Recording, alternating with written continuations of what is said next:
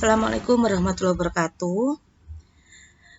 Anak-anak, hari ini kita lanjut ke pembelajaran yang ke-6 dari tema 2 subtema 1. Kemarin kita mempelajari tentang energi matahari, energi air, dan energi dari angin.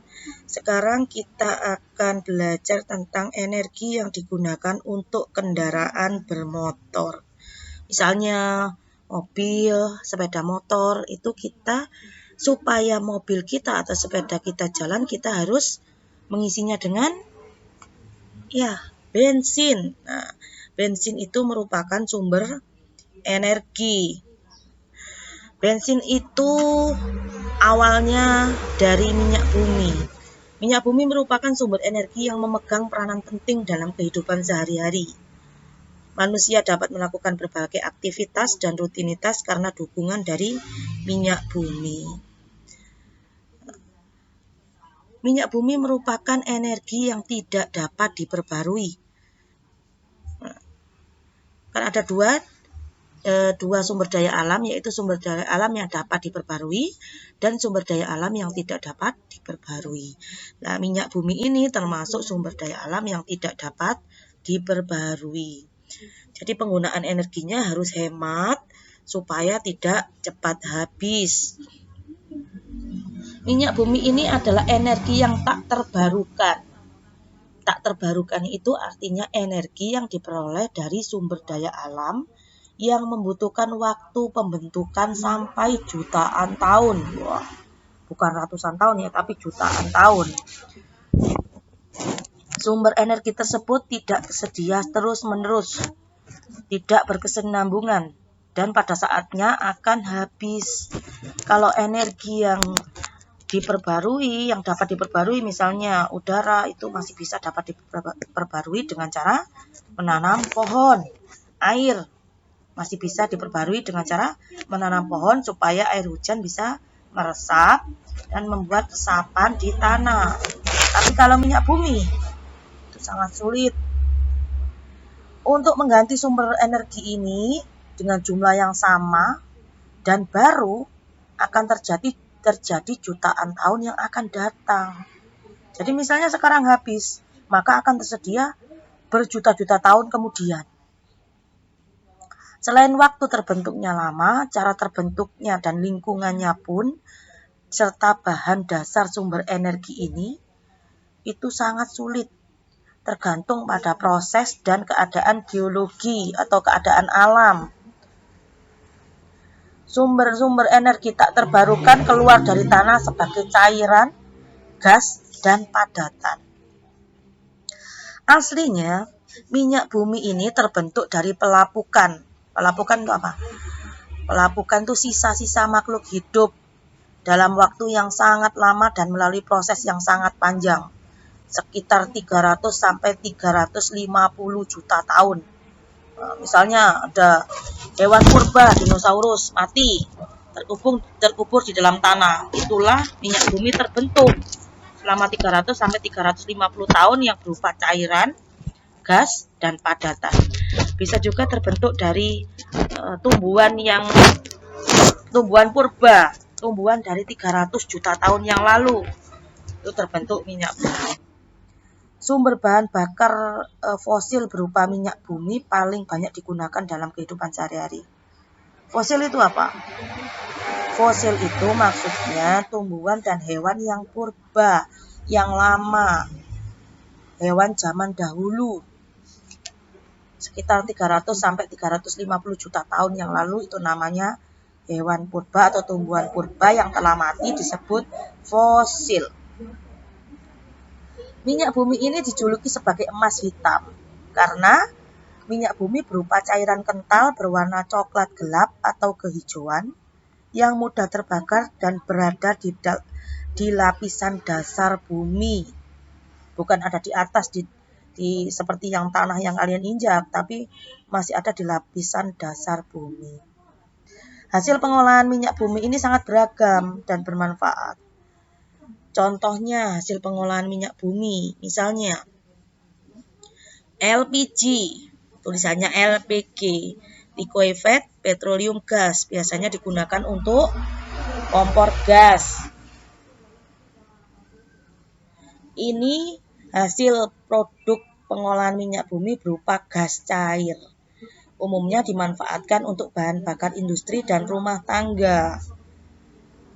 LPG ini digunakan untuk memasak. Tujuannya untuk mempercepat proses dari memasak dan kebutuhan rumah tangga. LPG yang digunakan untuk memasak terlebih dahulu ditambahkan zat pembau. Tujuannya adalah penambahan senyawa atau merekatkan untuk mempermudah konsumen menyadari apabila ada kebocoran gas. Biasanya kalau gas yang bocor akan menyengat ya.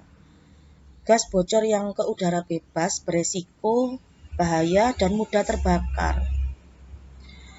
LPG ini banyak digunakan sebagai bahan baku atau bahan campuran di pabrik-pabrik petrokimia, menghasilkan beberapa jenis produk misalnya biji plastik, produk kosmetik, dan pupuk. Yang kedua adalah aftur atau aviation turbine.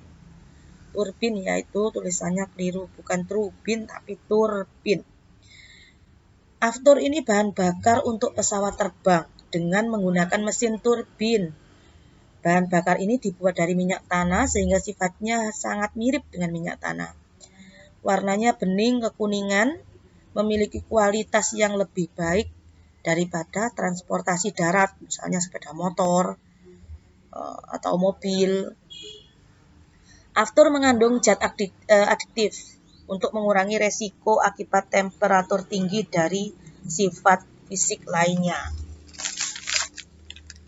Kelebihan dari bahan bakar ini dibanding dengan bahan bakar yang lain yaitu dapat meminimalkan kemungkinan akan hilangnya bahan bakar dalam jumlah banyak.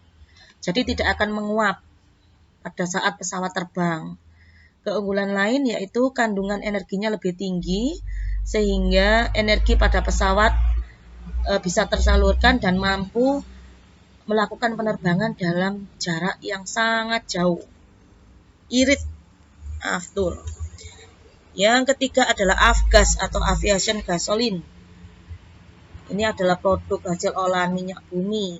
Sangat asing di telinga masyarakat soalnya avgas ini dibuat khusus untuk mobil balap atau untuk pesawat tempur.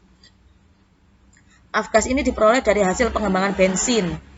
Kalau tadi kan kalau aftur hampir mirip dengan minyak tanah, kalau avgas ini hasil pengembangan dari bensin. Memiliki kandungan timbal yang memiliki dampak buruk terhadap lingkungan. Asapnya itu buruk untuk lingkungan. Penggunaan timbal pada avgas sudah dapat diganti dengan bahan etanol.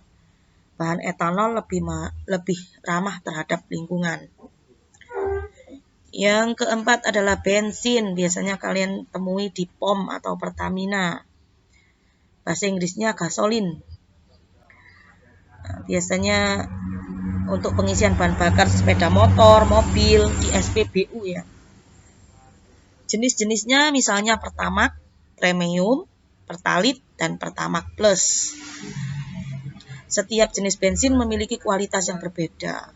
Penggunaan bahan bakar bensin yang baik akan membantu mengurangi pencemaran udara. Semakin bagus kualitasnya, maka udara yang tercemar juga semakin sedikit. Yang kelima, kerosin. Kerosin kalau dalam masyarakat umum dikenal dengan nama minyak tanah. Cairan yang tidak berwarna dan mudah terbakar. Sebelum produk hasil pengolahan minyak bumi dipasarkan ke masyarakat, ditambahkan zat pewarna ya. Umumnya itu berwarna kuning, agar masyarakat membedakan antara minyak tanah dan air. Kerosin ini didapat dari proses destilasi minyak bumi pada suhu tinggi. Jadi untuk mengurangi kadar karat dan belerang dibutuhkan pengolahan. Kerosin ini saat ini sulit ditemukan karena keberadaannya, jadi perlu dilestarikan agar tetap terjaga dan bisa dinikmati oleh masyarakat mendatang. Yang keenam adalah solar. Solar juga ditemukan di SPBU atau Pertamina. Umumnya digunakan sebagai bahan bakar untuk mesin-mesin diesel, baik mesin kendaraan maupun industri. Sifat umum solar yaitu tidak berwarna dan sedikit kekuningan, hampir mirip dengan minyak tanah. tapi agak kuning solar.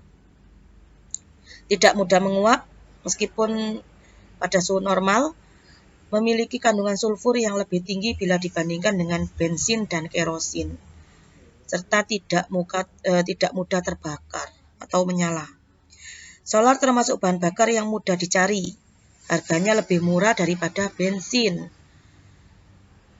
tapi manfaatnya juga tidak buruk. Kemudian yang terakhir, 7 hasil pengolahan. Yang terakhir itu ada aspal. Hasil pengolahan minyak bumi ini berkaitan dengan jalan, yaitu jalan dari kendaraan bermotor. Aspal ini bersifat kental dan melekat, berwarna coklat hitam, tahan terhadap air, mengandung sulfur, oksigen, dan klor. Fungsi utamanya sebagai bahan pengikat dan pelapis permukaan tanah apabila dicampur dengan senyawa lain. Aspal ini memiliki keunggulan, yaitu dapat menyerap air hujan. Jadi air hujan itu tidak berada di atasnya, tidak ngembong, bahasa Jawanya tidak mengambang di atas aspal. Apabila hujan turun, air akan meresap secara perlahan-lahan ke aspal yang akan diteruskan ke sungai. Peristiwa ini membuat jalanan cepat rusak sehingga dalam jangka waktu tertentu aspal perlu diperbaiki karena terkena air hujan yang terus-menerus. Berdasarkan uraian yang tadi dapat diketahui bahwa minyak bumi itu dapat diolah menjadi 7 komponen lain, merupakan sumber energi yang banyak digunakan oleh manusia sehari-hari. Untuk itu, manusia perlu berkewajiban juga terhadap barang tambang. Apa itu hak dan kewajiban manusia terhadap barang tambang? Misalnya kalian berhak untuk punya kendaraan bermotor, maka kalian juga berhak untuk membeli bensin, membeli solar. Bensin ini merupakan salah satu produk olahan minyak bumi yang paling terkenal karena untuk bahan bakar sepeda motor dan mobil tadi. Tapi apabila bensin punah, apakah kalian bisa menggunakan sepeda atau mobil? Tidak kan? Berarti kalian berkewajiban untuk hemat. Bagaimana cara menghematnya? Apabila di rumahmu ada kendaraan bermotor, jangan terlalu sering menggunakannya. Jika hanya misalnya, saya mau ke rumah teman, jaraknya dekat, ada sepeda motor, jangan dipakai lah. Kita harus berhemat bensin. Sebaiknya bepergian ke tempat yang bisa dijangkau, yang dekat jaraknya dengan jalan kaki atau menggunakan sepeda manual. Itu termasuk cara menghemat bensin. Itu kewajiban terhadap pelestarian sumber daya alam. Bagaimana lagi misalnya ada 5 orang mau berangkat bersama-sama naik sepeda motor sendiri-sendiri. Itu termasuk cara pemborosan. Bagaimana? Boncengan saja. Atau kita pakai mobil 1, bensinnya lebih irit, orangnya muat semua 5. Itu adalah perlunya kewajiban kita dalam menghemat energi barang tambang supaya tidak cepat habis. Dan yang terakhir yaitu tugas untuk bahasa Indonesia KD 3.1, jawablah pertanyaan di bawah ini sesuai dengan penjelasan yang Bu Guru sampaikan tadi. Kalau tidak jelas silakan diulang kembali. Dan yang kedua, sebutkan kewajiban masyarakat terhadap barang tambang biar tidak cepat habis. Hanya itu tugasnya, silakan dikerjakan. Jangan lupa tugas dikerjakan sesuai dengan video pembelajaran. Jangan browsing di Google. Tapi kalian harus mengikuti proses dengan melihat materi yang ada. Sekian Bu Guru akhiri. Selamat mengerjakan. Tetap semangat, jaga kesehatan. Assalamualaikum warahmatullahi wabarakatuh.